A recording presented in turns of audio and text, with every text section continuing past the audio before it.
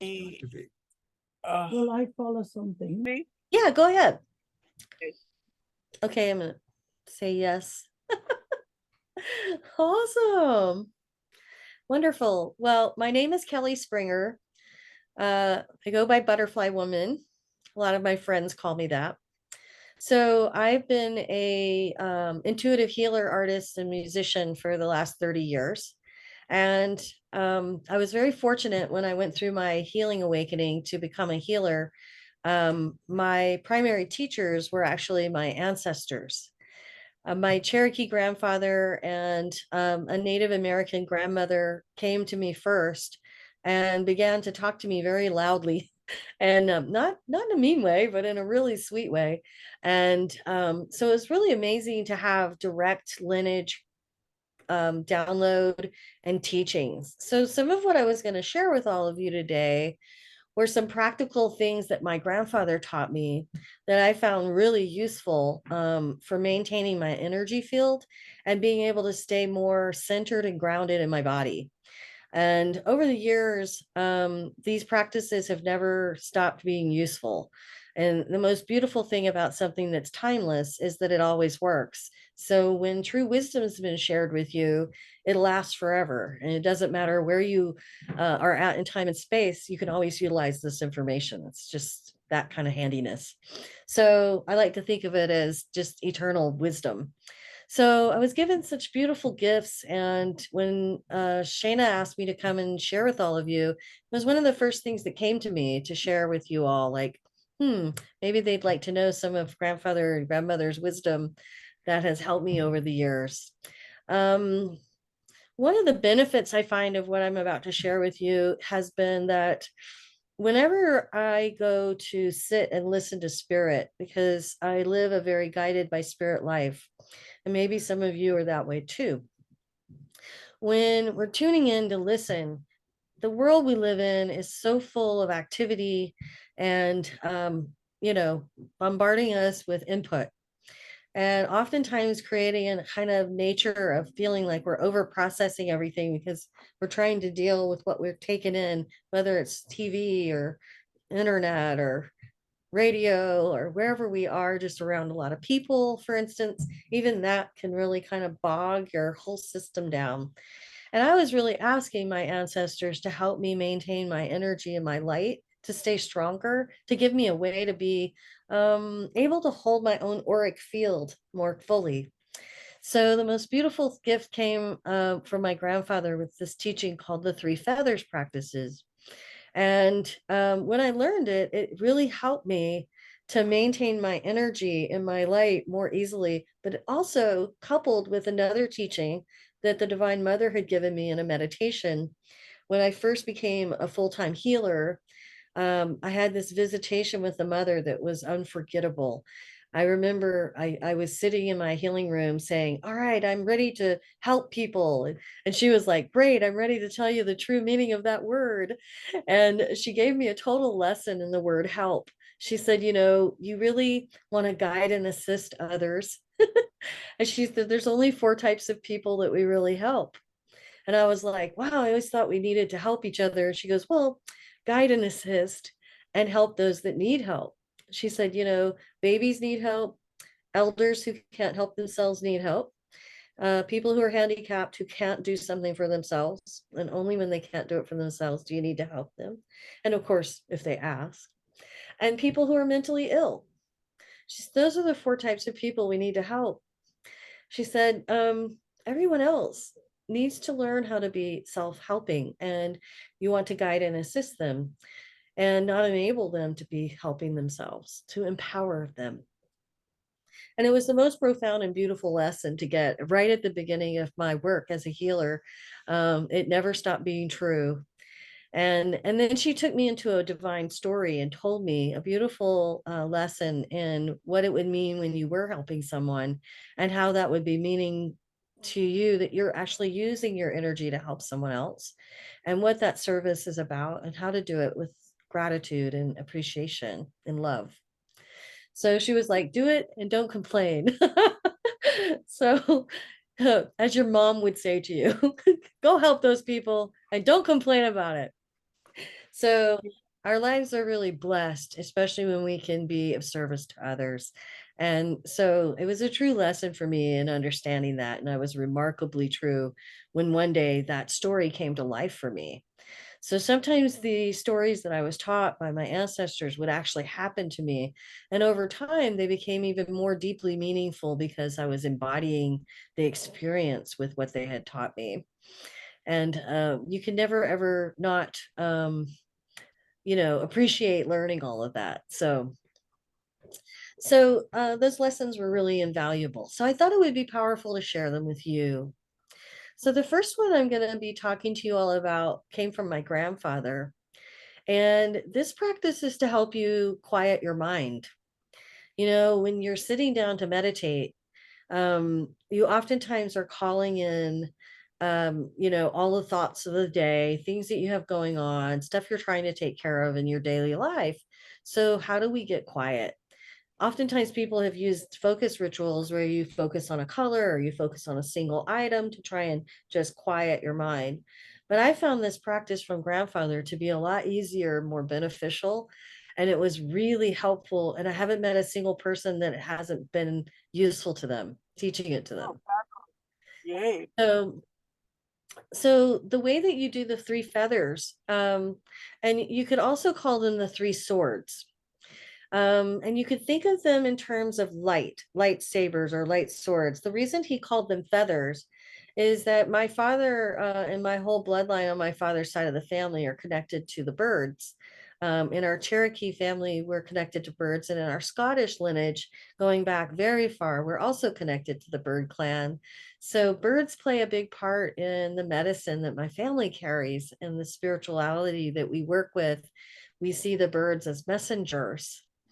So we were really blessed to learn this practice from my grandfather. So I see that you guys are getting your food, so I might gonna invite you to just listen about this, and then maybe when you're finished eating, we could do a little practice with it. So I'm gonna talk you through these three practices, one from my grandfather, one from the Divine Mother, and then one that was brought to me by the masters that I'll share with you, that I coupled these three practices together.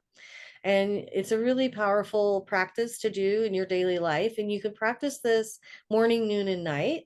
I find that when we sleep, we're not just sleeping. A lot of us are doing a lot of other work with ourselves and our other bodies at night when we're sleeping. So to me, the dream time is oftentimes very busy. So if you do this practice in the morning, you can clear your evening nocturnal activity from your body and reset yourself. If you do it midday, it's just a good midday reset. And if you do it at night before you go to bed, you take care of that other half of the day and the evening that you've been through. So I found that when I did this, it actually helped my aura to increase and maintain its size. Oftentimes, when stuff in the world is taking our energy or hooking into us, we start to feel our auric field closing in a bit and diminishing in size. So I found that these practices really help you to hold your auric field stronger, hold your center, and be in a place of readiness to listen to spirit. So the gift of this practice will be the reward of what you get to experience in your own communion with the source and your guides. Like many of you, I work with my guides, my spiritual totems, and my own allies in the spirit world. And I work with angels, masters, guardians, guides, dragons, fairies, and all of the like who come from the spiritual kingdoms and the kingdoms of the earth, the mineral kingdom, the plant kingdom, and the animal kingdom. The three kingdoms are very close to all of us from the moment we come into the womb. We are being given gifts from the three kingdoms that we share life with, in particular here on earth. And then there's all the spiritual side of nature and the realm dwellers that we commune with, that so many people often don't see or hear. But those of us that are fortunate enough to be able to commune with them are given a lot of gifts, because it's quite magical to be able to meet the Davics and the realm dwellers and commune with them. All right, so grandfather's three feathers practice. So you might think of it like this practice, like unwinding your thoughts and releasing and winding in positive energy to fill. So first part is to call on, you usually can do this even standing up, and you can do it in a motion and you can move with it, or you can do it sitting down. So the practice is to call to the spirit, to great spirit. And in this case, grandfather calls great spirit grandfather. So to ask grandfather for the white sword, and you can oftentimes he would have me hold a feather. And because we are a bird clan, we would hold a feather. So this is actually a peacock feather, believe it or not, from the bottom of a peacock. So if you grab the a feather in your hand, you can hold the feather in your left hand and call for the red sword of light. He said, visualize a red light of this feather. So you visualize this red feather in your hand, or the red sword of light. And then you're going to think about whatever's welling up in your consciousness, especially any negative emotions you're having. If you're having fears or doubts or thoughts of concern or worries about anything. So you visualize yourself spinning counterclockwise. And as you're going in a circular motion, you're unwinding your thoughts and letting this sword of light, this feather, pull the energy up and out of you. So you literally visualize yourself emptying out. So you can close your eyes right now and kind of visualize that, releasing any thoughts. And you can usually do this within a short amount of time if you're not feeling heavily mentally burdened right now. So just clearing all thoughts of negativity, Oh, releasing. sorry, Kelly, somebody just came in for our group. Go get her, Okay, sweetie. I'm stuck in the corner here. welcome. So just teaching Hold a process about the three feathers. on 1 second, sweetie.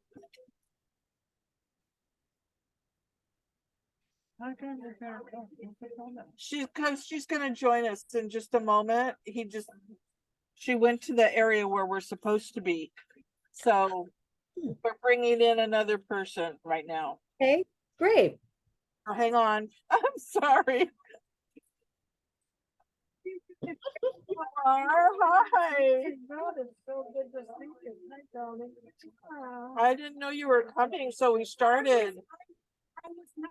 We haven't had a meeting. I have a family thing, but I miss you guys so much. I said I'm gonna stop. Oh, Stop them, say hello. So you're not so stopping. you're not staying? I will stay. Good. Yeah, she's doing her thing right now. No, that's Okay, great. that's perfect. Okay. So how you guys been? Well, so we're gonna let her continue where she was. She was just teaching us a quieting, centering meditation. Oh, Okay. So Kelly, this is Isa that joined us. Hi. There you can see her. Hi. Okay, cool. Hi, dear. Welcome. So glad you're here.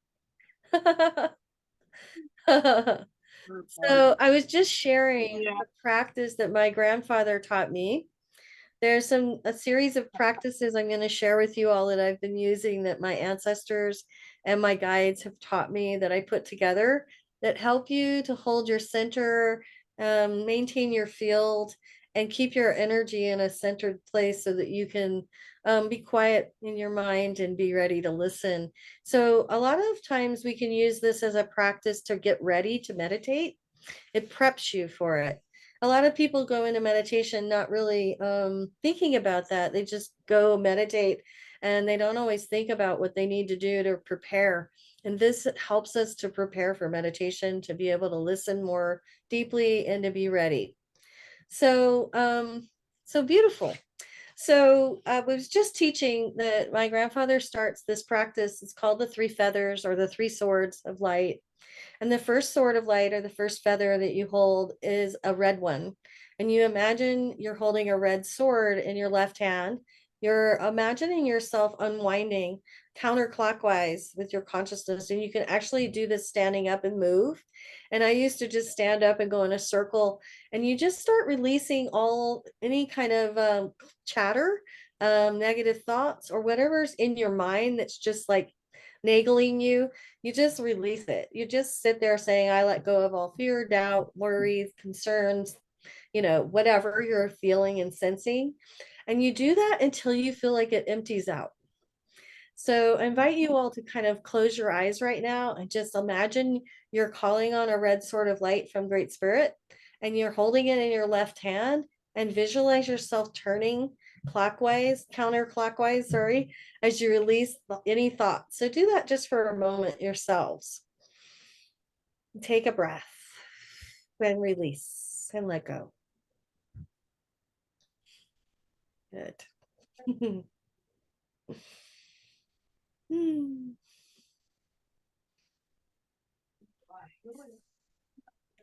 When you feel complete, you release the left hand, the sword of light that you're holding, the red one, and you thank Great Spirit for it. And you put your feather in your right hand. The right hand is calling energy down into you, and this sword of light is the white sword. So you're pulling in purity. You think about the red sword like eating like fire, the way fire consumes, it's eating the energy. The white light is pouring light in to fill the void. So whatever you were just releasing, you can now call in the positive energy, and you're turning your body and spinning in your mind clockwise. Remember, it's unwinding and now winding in. So you can close your eyes and visualize that you're calling in from the white sword of light, the white feather in your right hand, the beautiful energy of love, and all of the opposites of whatever you were letting go of. So if it was fear, bringing in confidence, bringing in certainty, bringing in positive, loving energy, bringing in knowing, and so forth. So visualize that and fill yourself up and notice how that feels.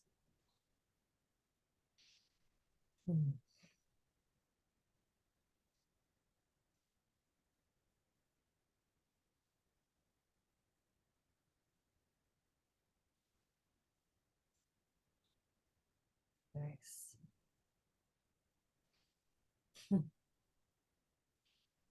Oftentimes you'll get a tingly feeling when you do this.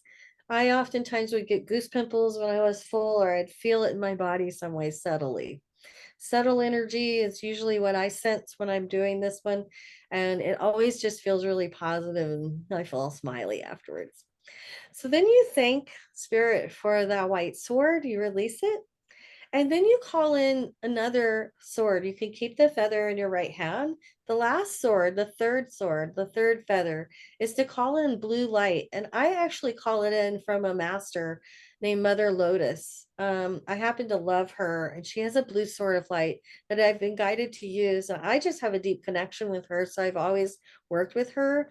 But you can call in the swords of light from masters, angels, or guardians that you work with that to do this next piece. But because Mother Lotus was so close to me, and who I work with my grandfather, I just want to invite that for you. You're welcome to call her sword of light in right now. Visualize it coming into your right hand. With this sword, you actually cut cords between you and all others. So I always see myself just kind of cleaning my whole body off with my feather, and I would invite my life force to come back to me.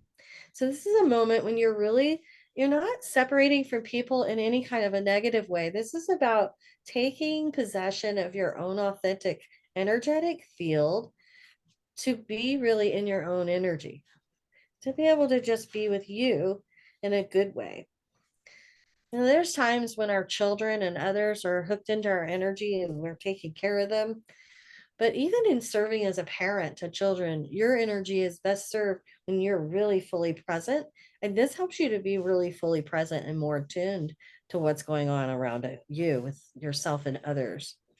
So it's not a practice to disconnect, but to be more plugged in to your own energy of awareness. So as you take that energy back, fighting your life force, you can do behind you, under your feet, your arms, wherever you need to go. And I switch the feather when I do one side and the other, but the intention is there to cut cords between you and all others, inviting your life force back to you. And just feel that right now for a moment here and notice what that feels like. Yeah, good. Then we release that last sword and thankful gratitude always with spirit. So the next part of the practice is the meditation I was taught by the Divine Mother. Now, she invited me to learn how to plug my energy in. Once it was clear and I was set like this, my energy field was more ready. The next part was to plug in. This was also really good for grounding, but not just into the earth, but into the cosmic energy as well. So it's a plug-in practice for connecting your energy, working with your chakras. And there are different chakra systems. Some of you may practice pull different disciplines related to chakras, but in this case, I'm going to work with just the 7 chakra system, which is the Eastern tradition. I also work with one from the Western mysticism, which is 9, and Native Americans, which is 8. So different other practices too that go up with the angelics, but for right now, we're going to work with 7. So in this practice, you bring your hands to your heart. You begin to think about your heart as a cup, and you're thinking also about the light of centering your energy in the divine. So just closing your eyes and welcoming your own connection to your divine heart. And then you can just watch me do this for a moment as I explain it so you get the rhythm of it and the understanding. So as you come in to hold energy connecting to your own heart of consciousness, we begin by traveling from the heart chakra and journeying down in through our body, dropping down to the solar plex, holding your cup like this, like a vessel, and you're going down, seeing it like the tip of an arrow, visualizing it drop through the chakras into the second chakra, into the root chakra, and dropping down your legs and into the earth. And we're sending this energy from our heart into the earth heart, like an arrow, going to meet the heart of the mother from the heart of ourselves.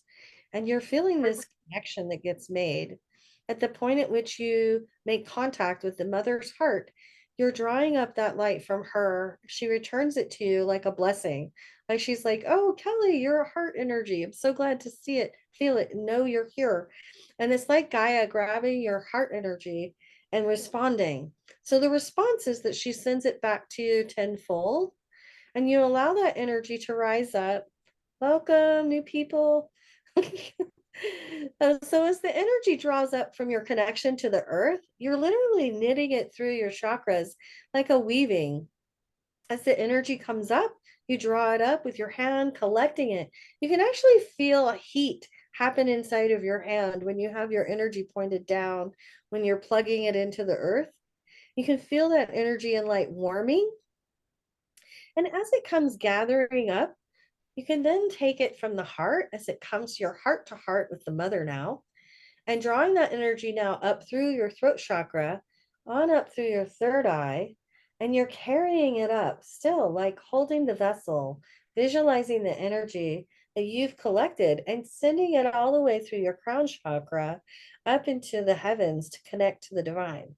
As you send the energy to connect to spirit, you're now knitting your heart chakra energy to the light of a creator, to great spirit, or however you see your higher power or the God source, however that works for you, and visualizing that energy connecting to the divine.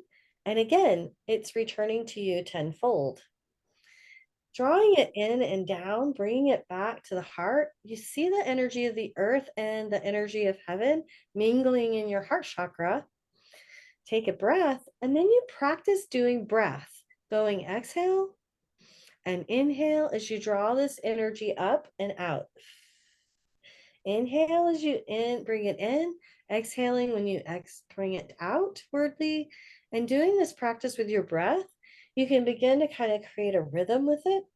And you do this back and forth until you again feel the energy really plugging in. Think of it like your sun and moon energy, the light of the divine, masculine and feminine. You can even incorporate that thought with it. Silver and gold. And connecting these energies going up and down through the body and through the chakras. And as you bring that energy down and back to the heart, once you feel like, plugged in and you get that tingling, warm energy sensation, your energy is ready to open your heart chakra.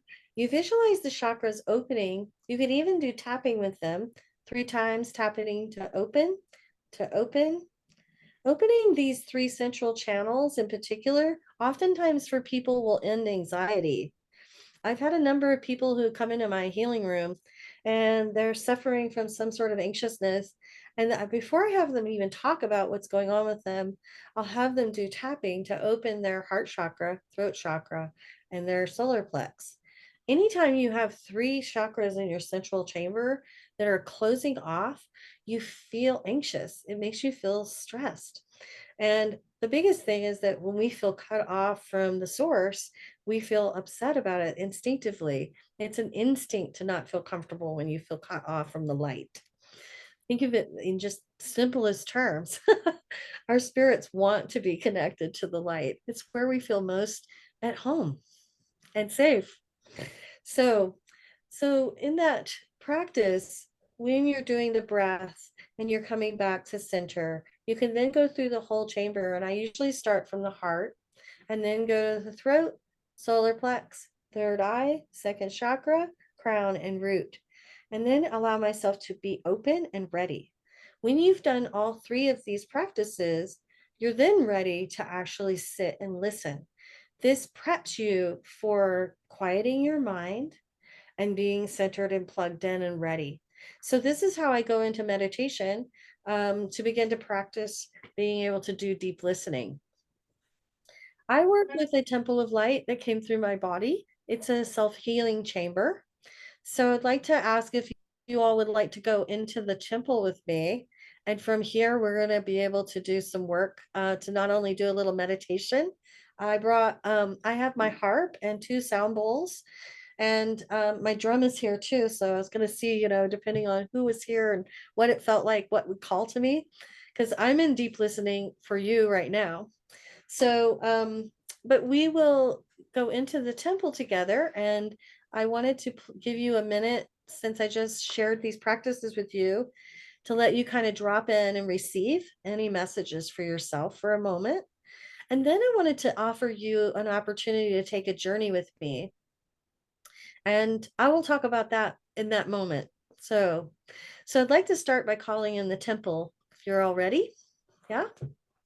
Yes? Okay, great. So I invite you to take a moment. I know some of you are eating, but don't worry about that. You can eat and meditate. It's like you can sweep and meditate. So don't let chewing stop you. All right, so here we go.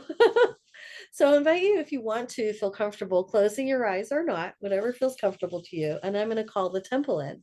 So I call on the white knights, the golden knights, to anchor the four corners of the temple of light, inviting the healing hand of the divine to come and meet each and every one of you, and to draw us down, all levels, worlds, universes, inviting you into this self-healing chamber.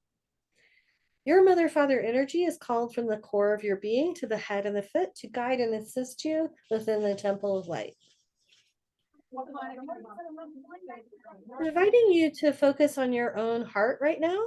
Visualize your own heart chakra, a point of light inside of your heart. Pull the light all the way around yourself, and you're entering into your own divine temple and guidance within the temple. As you come inside of that heart temple of yours, inviting your own team of guides, allies, helpers from the highest level of light to come and meet you there. Invite your own personal spiritual team to surround you. And whatever guides from your team are wishing to speak to you right now may step forward and give you a message of love and encouragement in this moment. And I'm going to play my harp for just a few minutes for this little quiet time for you to listen. Okay.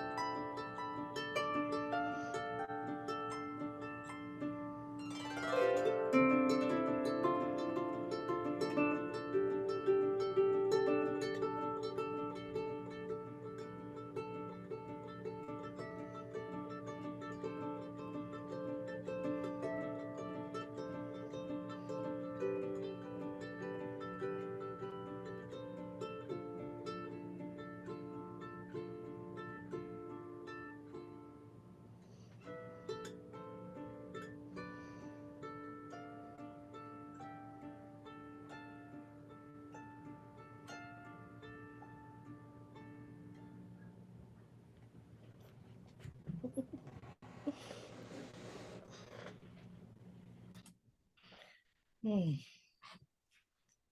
So thank your guides, thank your messengers, thank whatever it is that you received in that moment. Thank you. How did that feel? Awesome. And you could hear it okay? Good. Beautiful, beautiful. I had to learn with Zoom, there's a setting for music. And if you don't know how to turn it on, you don't hear the sound. So, so this next piece for you guys, I'd like to invite when I take people into the temple, I have tremendous reach. I'm a very intuitive healer and artist in my travel, and light language became a part of my work. And I sing angelic songs or dragon songs or the songs of different species of beings. So when light language became a part of my life, I began to paint it all over the place. This is a feather I painted with light language. The art behind me is my art. And I've painted fans. These are elemental. This is water and fire. And this one is earth and air. So I dance with my fans for my when I do energy work with well, in particular with weather. So when we're thinking about our world and how deeply connected we are to everything that is alive, when you're more grounded and in your body present, you can more deeply connect to not only the temples of light and the energies that are here on the earth, but also in our solar system. And then you can travel from there, from here to the source.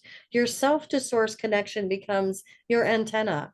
So thinking about how plugged in you are, my whole goal and my desire in life is to support people to go into being more fully whole and fully seated within their body so that they can reach their own inner guidance and through the different initiations of wholeness, which is the 5-pointed star that you are, self-marriage, which is the 6-pointed stars, you as a universe, and then taking you into the 7th and 8th star dimensions of wholeness that take you up into collecting to your higher light bodies and then your celestial self. So as I have journeyed through those experiences for myself, I found that I could reach higher and higher into the light. And for whatever reason, because of my age with this universe, I could go all over the place here and take people to their home worlds or journey with them to places. So for us, since we're just a small group right now, I thought I would offer to take us on a journey. And I'm probably going to use, I'm hearing a song bowl. Yeah, okay, the Nepali one wants to come, so I'm going to use my bowl. So I'm going to sing light language while you take a journey. Now you have options inside the Temple of Light, and I'm hearing not to make it one. All of you are very different from each other. I mean, your individual expressions of the divine. So as these individualized expressions, some of you lean towards fairies. Somebody here is into the angels, and somebody else might be into masters or the more queenly energies of the devas. These are the realm dweller queens, like the queens of the fairies, and then there's the dragons.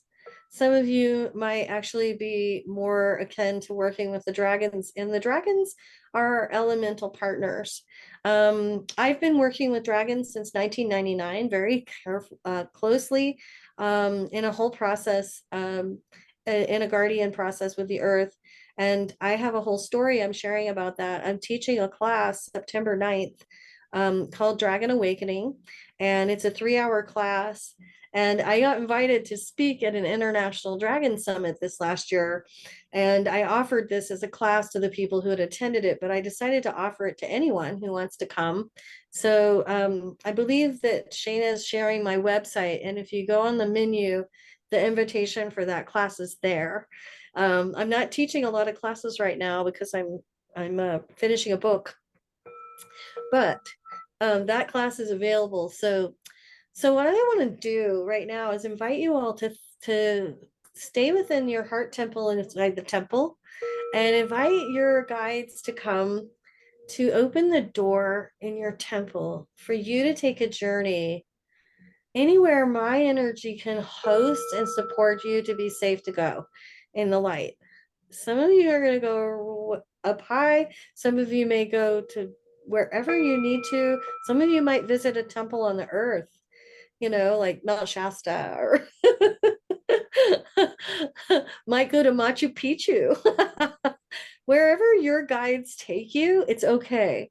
But I'm hearing to make it a freedom ride. So you guys can choose where you want to go and get ready, because woo, here we go. I'm going to turn the sound on. So I invite you to decide who you want to travel with, and notice what guides are showing up in your circle who are going to take you by the hand, because we never go alone. We're going to have the light traveling with you right now in this moment. So climb aboard. Some of you might be riding on your totems. I love to ride on my spirit horse, or she can fly. So you pick who's coming to show up for you to take you someplace special. And the purpose of this is for you to be given a divine message, something that's going to elevate you. Maybe something that's going to really elevate you into some new gifts. So here we go. Climb aboard. And let's go for a ride.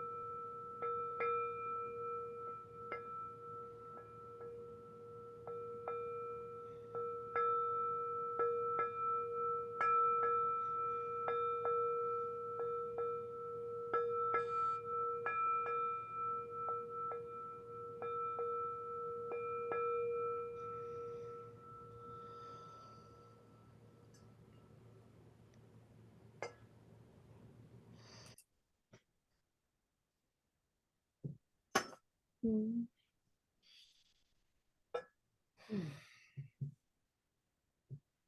Mm.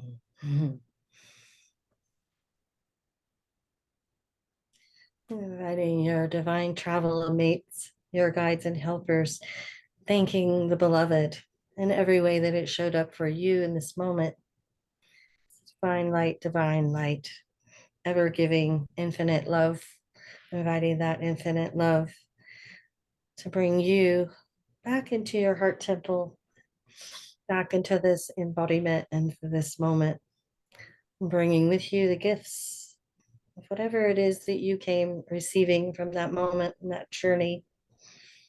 And we thank the divine, deep gratitude in all the directions, and all of the beings and elements, and the forces of nature, and the guardians of light. And we unite our prayers right now as we call for a prayer in this moment for those that we know are struggling, for all of Maui, for Canada and the fires that are burning everywhere in the world right now that are causing suffering, for war in any place where suffering is abounding. We call for peace, inviting our own hearts of love to send peace to wherever we know we need to send it in the world, to people we know, to communities, and to places and spaces where we know the divine love is needed greatly right now in this moment.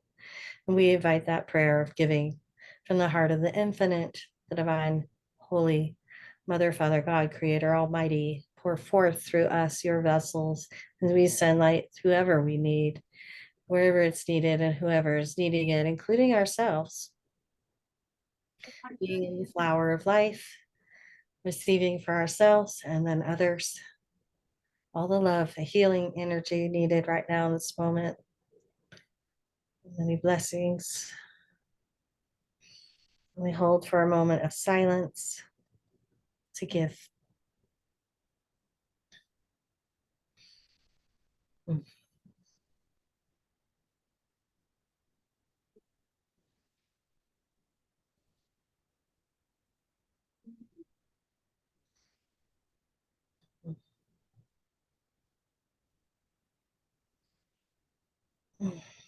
Thank you.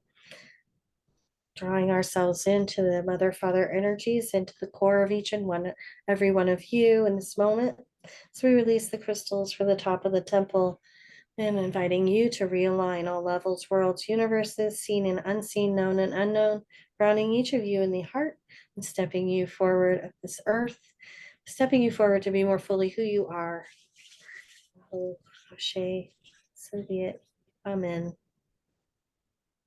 Many blessings. Thank you. Thank you for letting me share.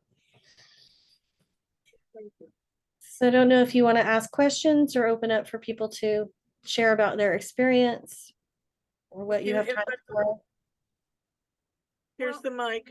I just wanted to say that during this whole meditation, I was feeling it in my teeth.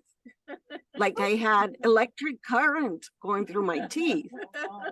So I was like, Say, what? you have something to say.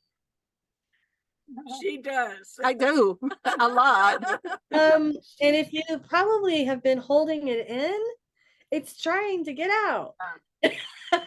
Yeah. That's my take on that. Anyway, my 2 cents, reflection. Yeah. But that's But powerful. yeah, it will. It definitely. Do you sing? I do. Yeah.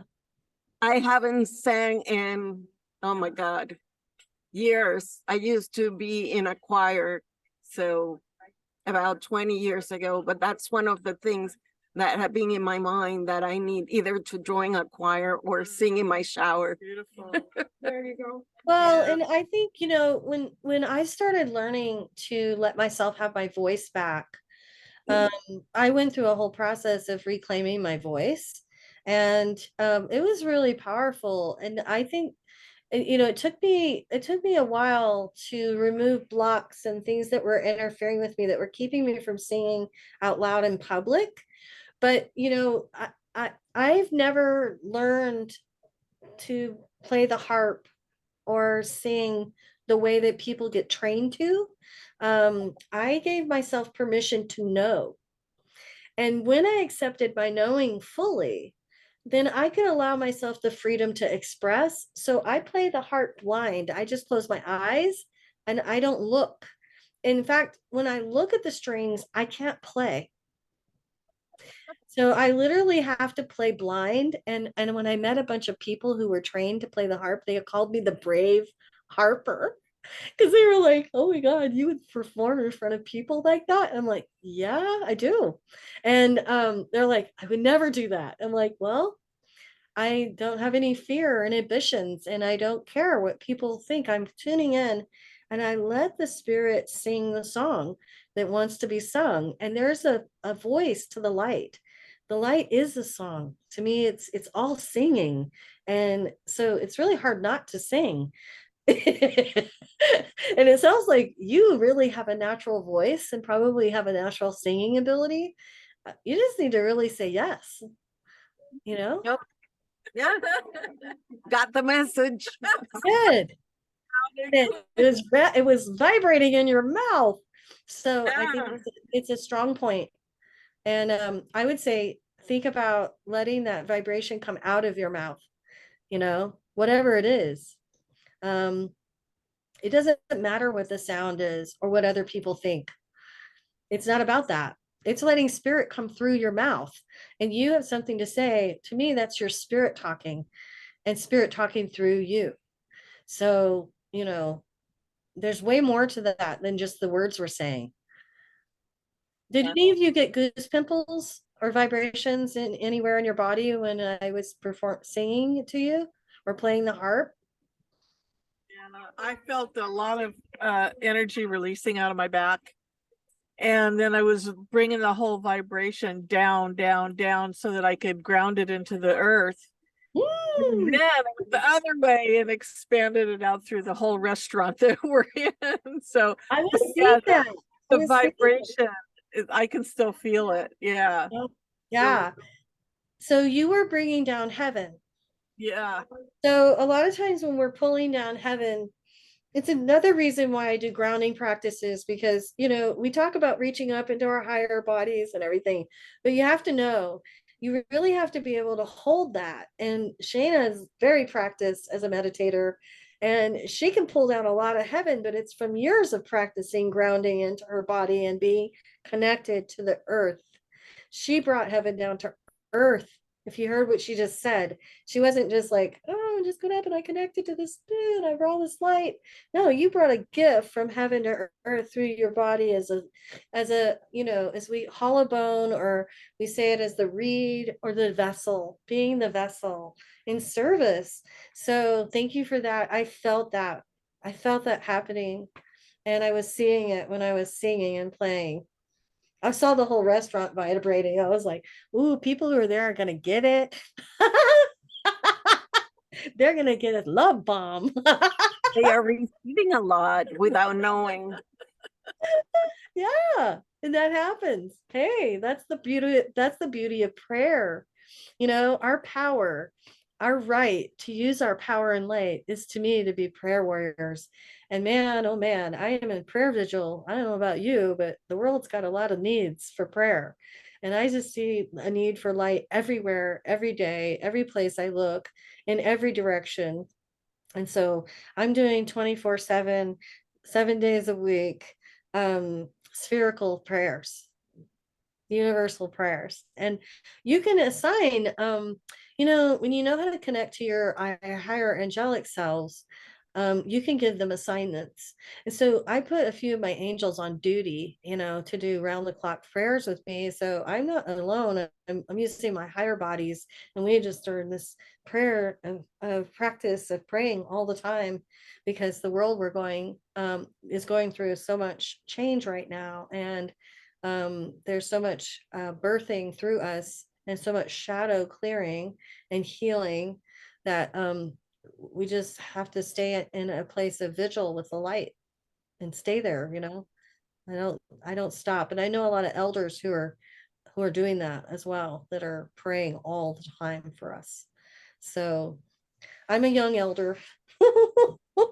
We have another comment for you. Okay, hi, I have a comment. I was feeling like lightings, like orange lightings be under my eyes. Oh, lights under your eyes? Or did you say lightning? Lighting. Like lighting, like the sky lighting, but in under my eye and in orange. Oh, okay. And was it a color? Orange. Orange, that's what I thought you said. Oh, okay. That's really beautiful. There's an actual dragon that's sometimes connected to that orange light, but it's also a deep spiritual frequency and ray. And underneath your eyes, I'm hearing that is something specific. Hang on, I'll tell you what I'm getting. Oh, okay. So, there's two things I'm hearing. One is connected to the elementals, and that particular elemental goes into connecting to metals. And the metals are singing to you for some reason, but there's something about your health that light is hitting into your face area, and it feels like it's protecting and awakening something at the same time. It feels like you're getting smacked with some guardian energy. At the same time, there's light coming through you that's a gift. And it has to do with your own abilities as well. But I think that is right here. This is our sinuses, and we've been seeing lately a lot of people getting really sick. Like, I've had a lot of family and other people that have been getting this new variant of a sinus cold or infection. I don't want to call it a name because I don't want to give it a thing, but I want to say that it's been hanging on and affecting people like for a month. They've been having more of a challenge shaking it. So I don't know if you've had any issues with allergies or things like that with your health, but that would be part of what that energy is doing, is really healing it. And it's also balancing iron, copper. The copper balances iron, and a lot of us are getting it actually from, well, how do I say this? Space dust. Now, I'll explain that. What I've been told is that our solar system not only is our Earth heating up, but the solar system is heating up.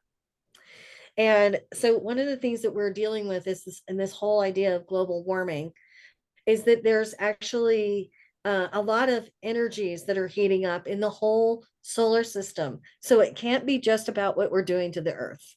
It's way more than us, and it's connected to our sun.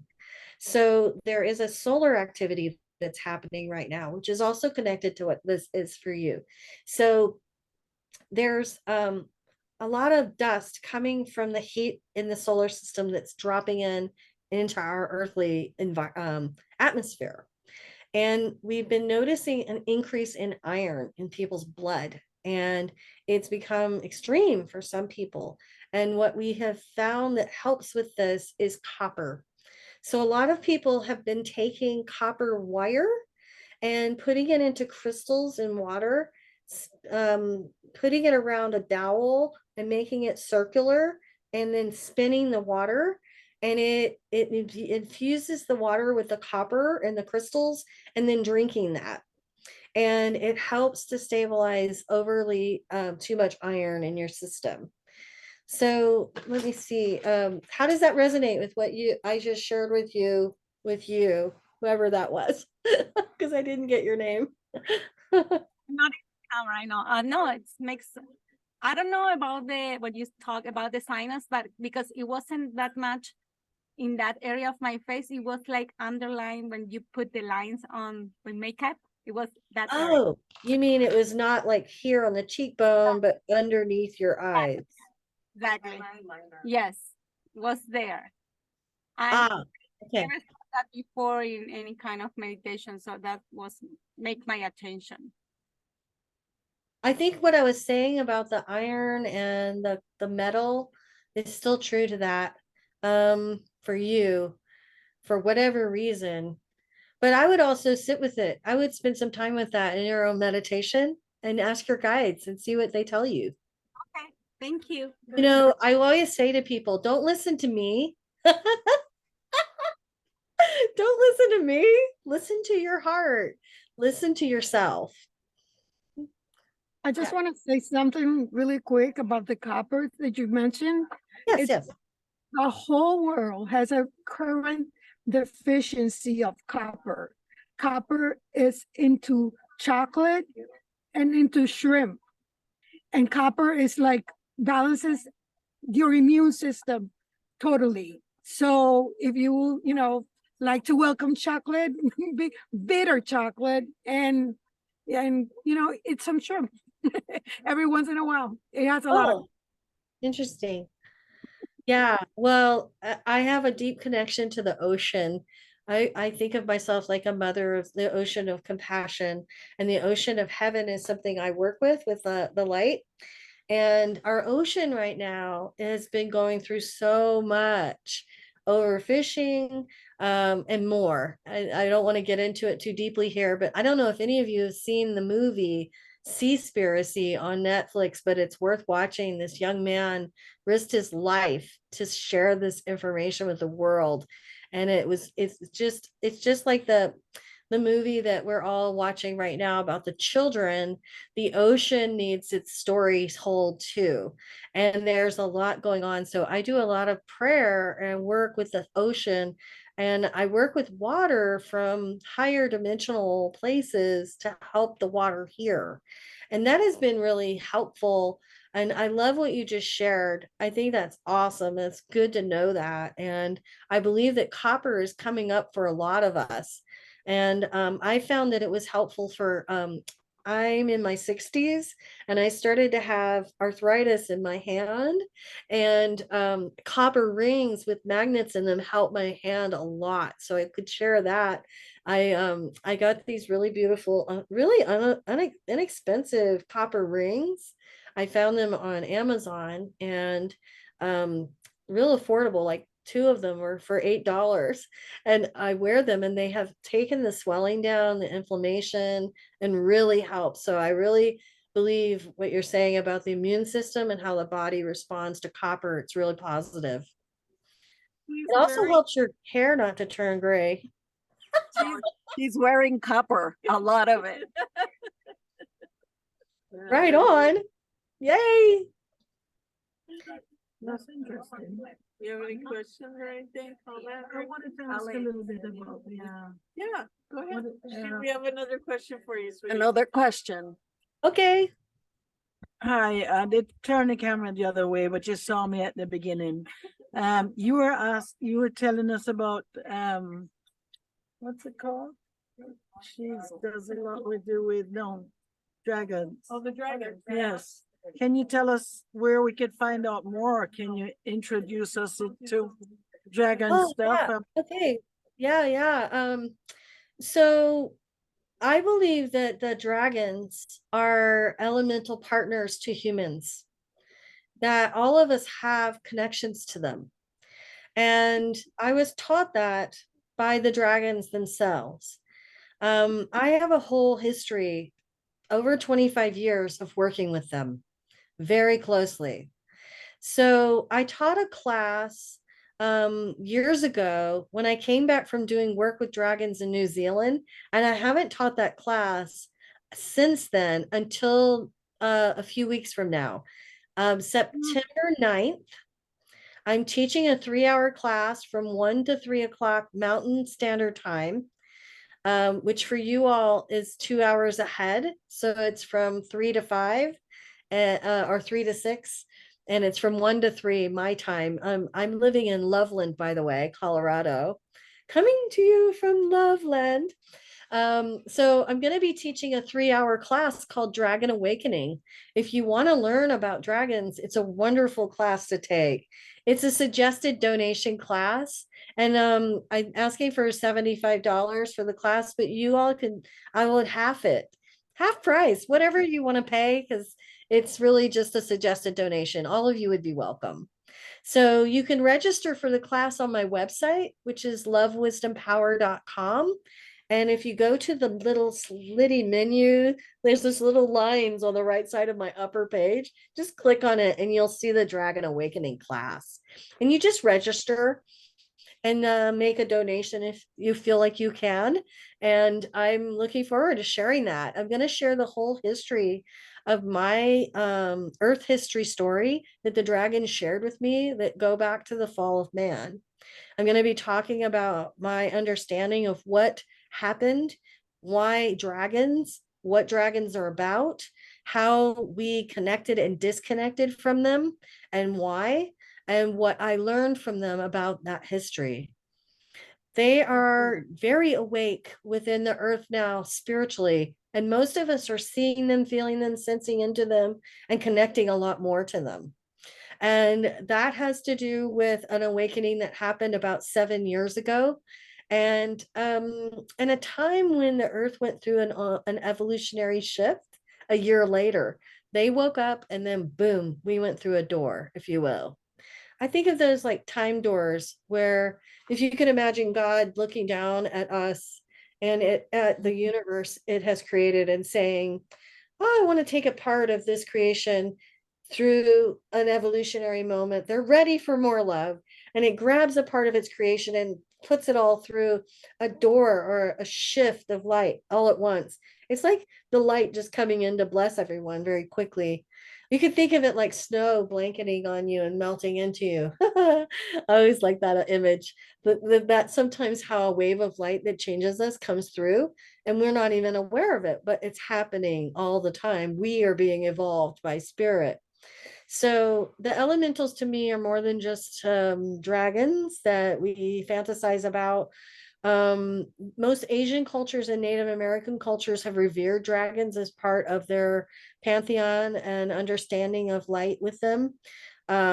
Many tribes have had relationships with them. I know my Cherokee people, we talk about the dragons. To us, they're the Thunderbirds. In native traditions, the Thunderbirds are the dragons. So the Thunderbird is also the way they talk about them in Bhutan. The Bhutanese monks that I know call them the Thunderbirds as well. So for a lot of us, the dragons are the thunder. They're the Thunder Brothers.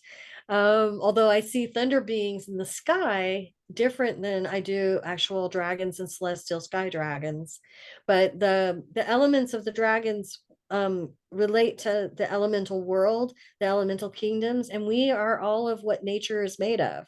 You know, we are masculine, feminine beings. We are full of light. We have souls.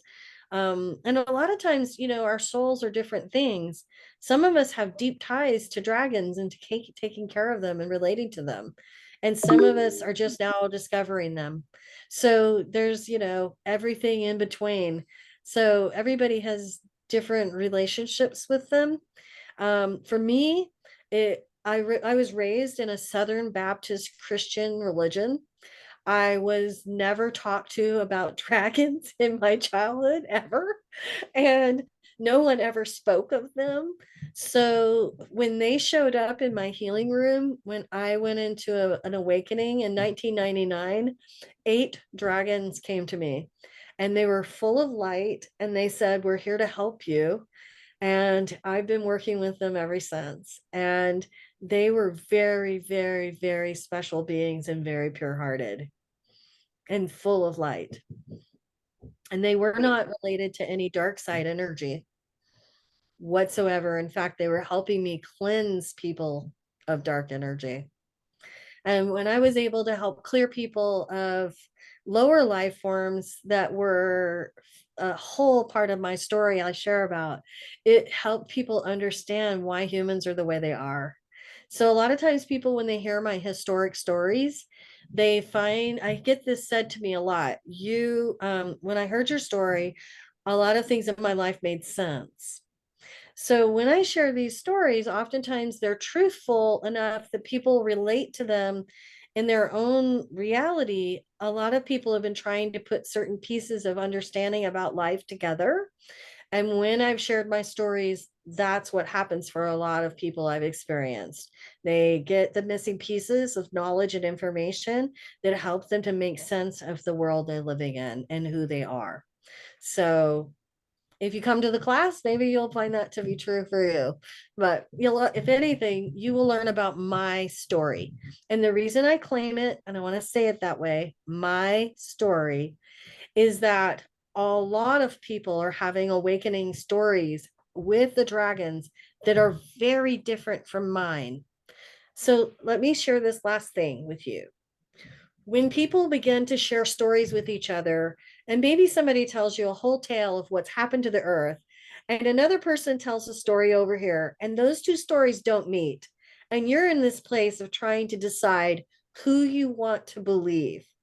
What I invite you to think about is that we are in a sphere, a multidimensional universe. And if you think of things from spherical places, you can hear one story over here and another story over here. And if you're thinking of it spherically, it has a place in one dimension over here. And the same story is true in another dimension over here. But we don't always communicate to each other as humans because of our evolutionary limitations. We don't always say, oh, by the way, this story about the angels and the big war that they had with these people they were battling with a long time ago, that happened in the fourth dimension over here in this part of the Andromeda.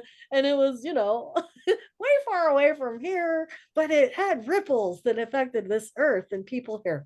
Oh, and then there's this other story over here that was down here in this lower dimension, in the second dimension, and it was with lesser evolved beings that are trying to find their way to being more elevated and evolving. But they actually came here and are affecting us too. So, you can get all these stories that don't meet, but they all have a place to go if you can open your consciousness to listen to them spherically. And it's actually an intention you can hold where you think about things when you're receiving the stories to let your spirit show you where that story goes in the sphere. And it makes it easier to be less combative with the stories. So we're not fighting over who's right, who's wrong, but we're listening more actively and more openly with each other. Just makes it easier. And the dragons taught that to me, by the way. Oh, that's great. Kelley. I don't know if she can hear me. Oh. I wanted to know, do they all look alike or they're all different? Audrey is wanting to know, do all the dragons look alike? No, absolutely not. There are Yeah. Millions and billions of dragons. Think about this. The entire universe has dragons. And in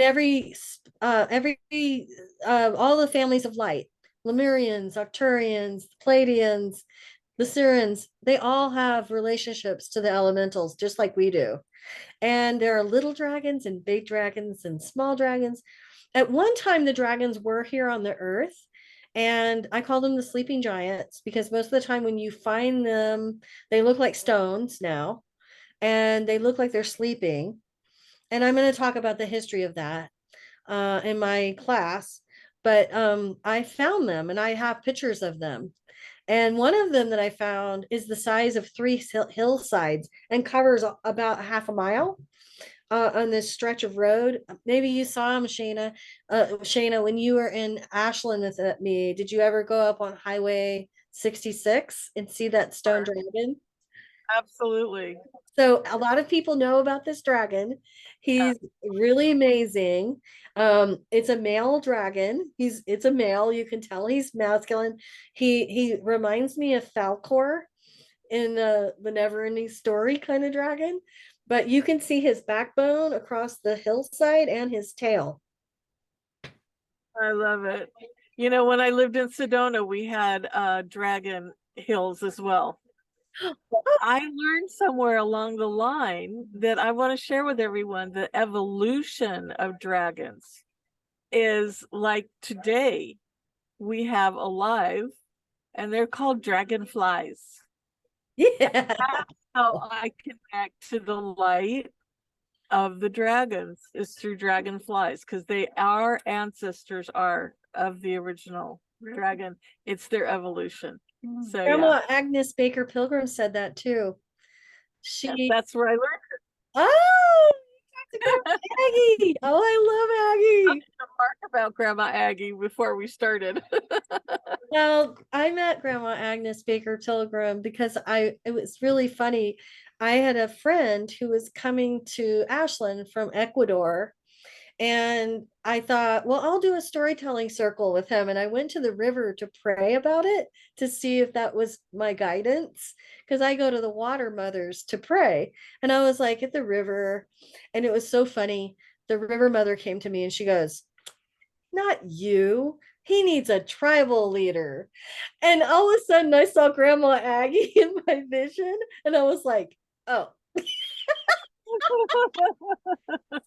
So my little ego had to take a back seat. And then I had to find someone who knew Grandma Agnes Baker Pilgrim. I hadn't met her yet. So I had Oh, a close friend. I don't know if you ever met Coyote Marie, oh, but sure. Coyote Marie was close to grandmother. And so I went to her and I said, well, I think I want to invite grandma to be part of this meeting. And maybe I'm going to put together an event on peace and forgiveness for these people to come together. And I brought together Grandma Agnes, Flavio Sante from Ecuador, and Takashi Tanamori, who was a Oh, survivor from Hiroshima. And I oh, brought the three of them together for a gathering on peace and forgiveness, and they all came. oh my It was gosh. beautiful. So beautiful. Thank you. Grandma talks about her ancestors are the dragonflies. Yeah. Also, dragonflies, butterflies, and bees are the symbols for a lot of the North American tribes, for the sacred women who are healers. Yeah. So, and also bears. Yeah. I just got a bee sting the other day on my thumb. Oh, ow. It's healing. You got its medicine then. Well, darling, thank you so much. This has been really wonderful and enlightening and dear, dear, dear, dear. So Great. I hope the read comes out. If not, I'm going to invite you again when we're in a quieter space. Oh, I would love to come again. Awesome. It was And, nice meeting all of you, and and so so lovely to share. thank you. And we know how much what the light here in 8 of us is bringing to, magnified to everyone else. Well, I believe that spirit is where we are. So wherever we be, that's it. And when we gather, it just amplifies everything. So thank you all for your hearts. Thank you for your prayers. Thank you for your continuous love and being good to you. And it was awesome to be here. And thank you so much. What an honor to be with all of you today, meet you, and get to share light together. Thank you, sweetheart. We loved your information. It was really, really very sacred. Beautiful. Thank Awesome. Well, enjoy those practices. I hope they're beneficial for you as much as they have been for me. Yes, definitely. All right. All the best. Bye, you guys. Take care. Bye-bye. Love and blessings.